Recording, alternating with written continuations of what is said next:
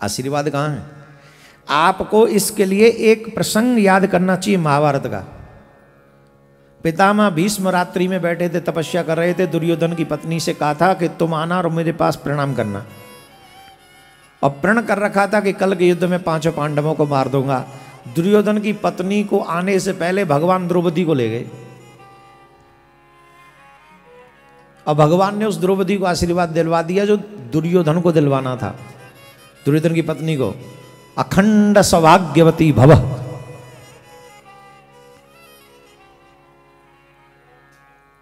पांडव मरे फिर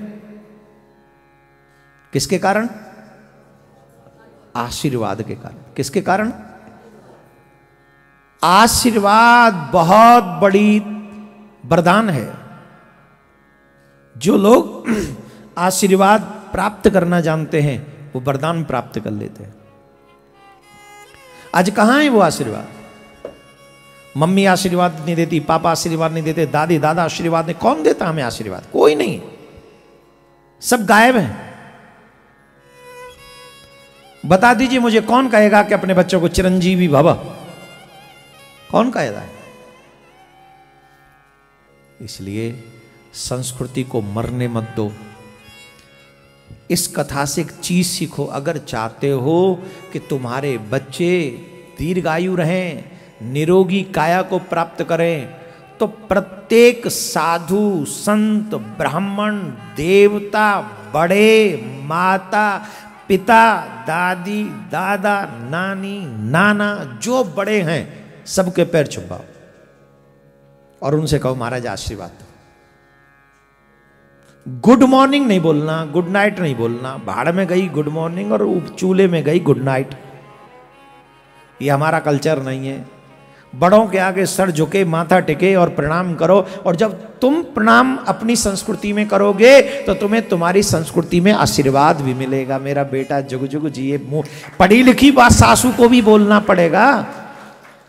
अगर तुम प्रणाम करोगे तो पढ़ी लिखी सासू, पढ़ी लिखी दादी, पढ़ी लिखी नानी भी कहेगी जुग जुग जीवे। और जो बूढ़ी बूढ़ी बैठी है, जो सुन नहीं है, सबसे ज्यादा ये बूढ़ी सुनती है मुझको। हे माताओं, हे दादियों, हे नानियों, आपसे हाथ जोड़ के प्रार्थना कर रहा हूं, कितनी भी मॉडर्न हो जाओ, पढ़ लिख जाओ, पर आशीर्वाद संस्कृति में हिंदी में ही दो। आपके लिए, आपके परिवार के लिए, आपके बच्चों के लिए बड़ा मंगलकारी है। मार्कंड ऋषि की आयु बड़ी कम थी, बहुत कम, लेकिन ब्राह्मण ने उपाय बता दिया, जितने भी संत निकले सबसे आशीर्वाद दिलवाओ। इसे एक ही काम करना, सबके चरणों में लेट जाओ। अब महाराज 1 वर्ष तक लगातार गंगा के घाट पर बैठकर वो सबको प्रणाम करते, साष्टांग प्रणाम। सब कहते प्रसन्न रहो, खुश रहो, दीर्घायु रहो, ये रहो। एक बार आखिरी दिन से 3 दिन पहले सप्त ऋषि निकले वहाँ से, और सप्त ऋषियों को उस बालक ने नित्य की तरह साष्टांग प्रणाम किया। और जैसे ही साष्टांग प्रणाम किया, उन 7 के मुख से निकल गया चिरंजीवी भव, चिरंजीवी भव। जब कहा चिरंजीवी भव, झट ब्राह्मण की आंखों में आंसू आ गए। इस बालक के पिता की पूछा क्यों रोते हो? बोले महाराज आपने तो बड़े प्यार से आशीर्वाद दे दिया कि चिरंजीवी भव, पर आप जानते इसकी आयु मात्र 3 दिन बची है। कैसे? तो उन्होंने पूरी बात बताई। बोले अच्छा, अब तो हमारा वचन झूठा हो जाएगा। वचन हमारा झूठा कैसे हो सकता है? बोले आओ एक काम करो, इस बच्चे को हमको दे दो। बोले महाराज ले जाओ, हम समझेंगे 3 दिन पहले चला गया, हमारा क्या, ले जाओ, 3 दिन बाद भी तो जाना ही है। ऐसे ले गए, ब्रह्मा जी के पास ले गए और सिखा के ले गए, जैसे हमको प्रणाम किया था वैसे ब्रह्मा जी को करना। बोले ठीक है। जाके झट ब्रह्मा जी के चरणों में प्रणाम किया। ब्रह्मा जी बोले चिरंजीवी भव। 7 के 7 मुस्कुरा दिए। बोले अपनी बला टल गई।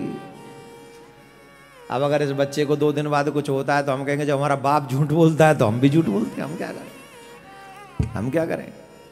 पूछा क्या हुआ, हंस क्यों रहे हो? बोले महाराज आनंद आ गया। क्यों, बताओ तो सही, क्यों हंस रहे हो?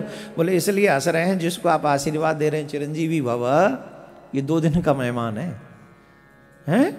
हाँ 2 दिन का। बोले तो हमें क्यों फंसाया? बोले हम फंसे इसलिए आपको फंसाया, हम भी तो आशीर्वाद दे के आए चिरंजीवी भव, हमारा वचन झूठा हुआ। अब कह देंगे कि आपका वचन, जब ब्रह्मा जी का वचन झूठा हो सकता है तो हमारे क्या। ब्रह्मा जी बोले तुमने हमको फंसा दिया। अब बोले अब तो एक ही मार्ग है। बोले क्या।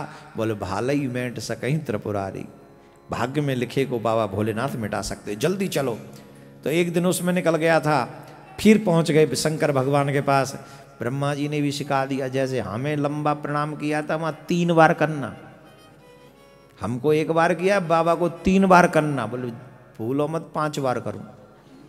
तो वहां जाके 1 बार, फिर 2 बार, फिर 3 बार, फिर बच्चे के आंखों से झरझर आंसू बह रहे थे, बाबा को प्रणाम करता जा रहा था। बाबा ने कहा चिरंजीवी भव, चिरंजीवी भव, चिरंजीवी भव। ब्रह्मा जी मुस्कुराने लगे, बोलो चलो जी अब अकेले नहीं कहलाए जाएंगे, कह देंगे कि शंकर और ब्रह्मा दोनों ही झूठे। शंकर भगवान ने पूछा क्या हुआ।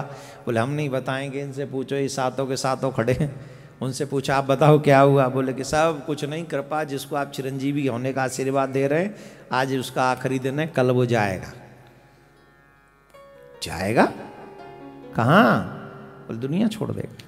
कैसे। बोले आयु 1 ही दिन की बची है इसकी बस, तो मेरे पास क्यों लाए। बोले हम भी ऐसे ही चले गए थे इसके पास, हम भी फंसे तो हमने आपको भी सोचा कि आप ही कर सके को जो कुछ करना है।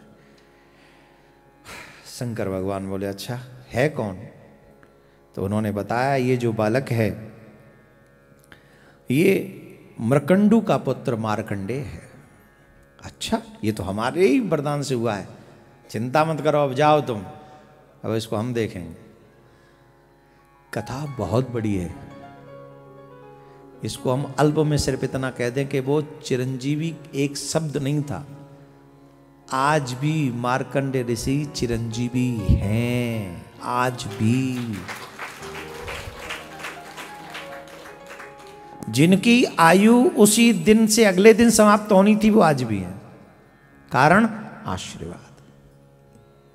आपने अपने बच्चों को उससे वंचित कर दिया, इसीलिए कोई एक्सीडेंट में मर रहा है, कोई रोग में मर रहा है, कोई अटैक से मर रहा है, कोई कुछ मर रहा है। क्यों। सब पैसा तो दे रहे हो, आशीर्वाद नहीं है उनको। कहां।